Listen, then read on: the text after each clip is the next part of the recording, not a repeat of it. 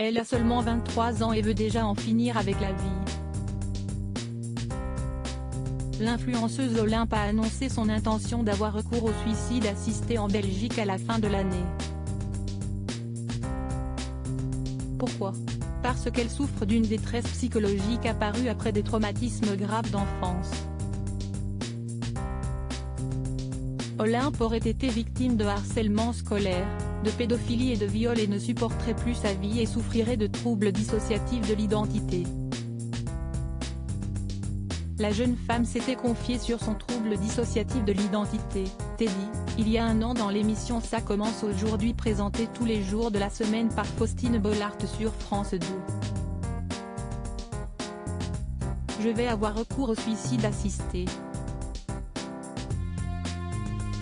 Même si je suis quelqu'un de très résilient, j'ai mes limites et elles ont été poussées à leur extrême pendant des années. Je ne dis à personne que si est la solution. Je sais très bien que je pourrais faire des thérapies. Mais je suis épuisée, je n'aille pas la famille qui compense, les choses qui me font assez aimer la vie pour supporter le négatif. Je suis seule et si est une des raisons de ma décision, a-t-elle déclaré le 11 janvier dernier. On ne programme pas des fins de vie à aussi longue distance. En effet, en Belgique, la loi a ouvert la possibilité de recourir à l'euthanasie pour des souffrances psychiques insupportables.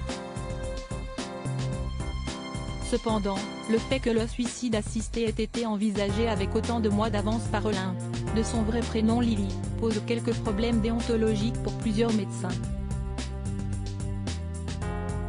Le docteur François Damas, qui travaille à l'hôpital de Liège, s'est exprimé auprès du Figaro dans l'édition du 21 janvier 2023, personne n'a entendu parler d'Olympe parmi les médecins belges qui travaillent dans les consultations fin de vie.